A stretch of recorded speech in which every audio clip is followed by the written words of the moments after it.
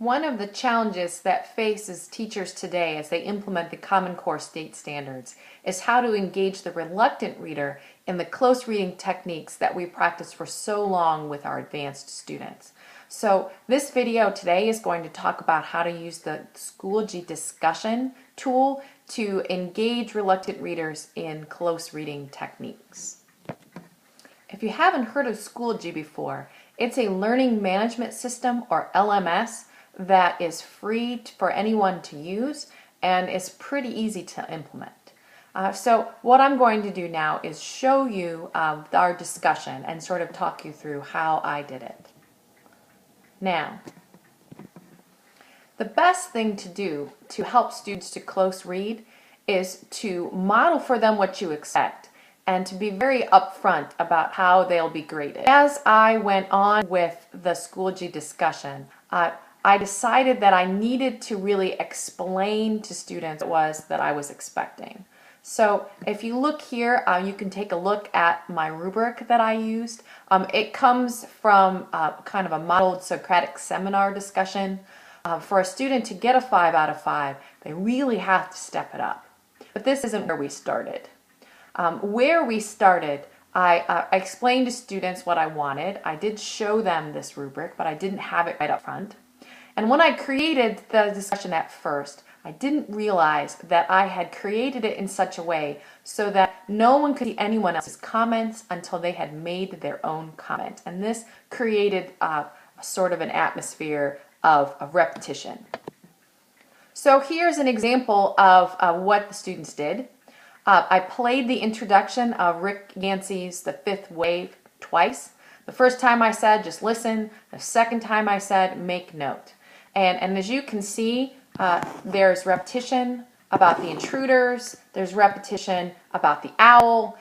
So they didn't really know what they were doing and they didn't dig very deep. And as you can also see, some of the students posted inappropriate things.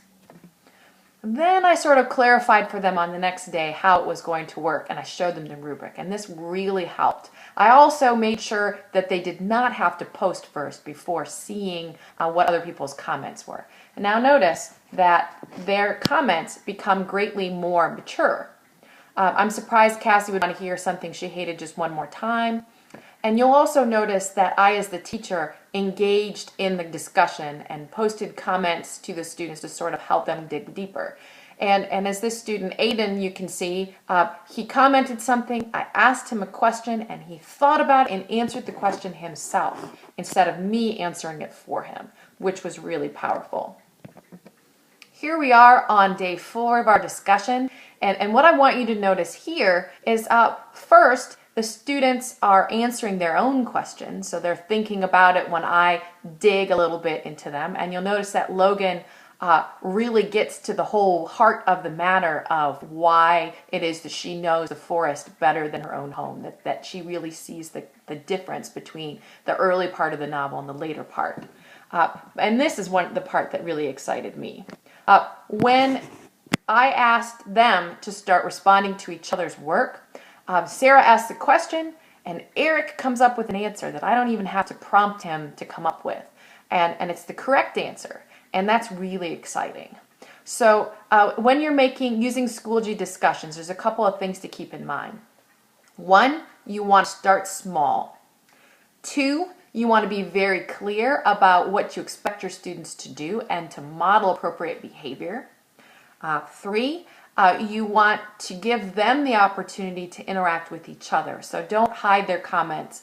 Let them see the comments before they post, and then they can thoughtfully interject themselves. So Schoology can be a really powerful way to close read. You don't have to have a highlighter and a piece of paper or a pen in order to show that you are digging deep into a text. I hope this helps you figure out how to use Schoology for close reads. Have a great day.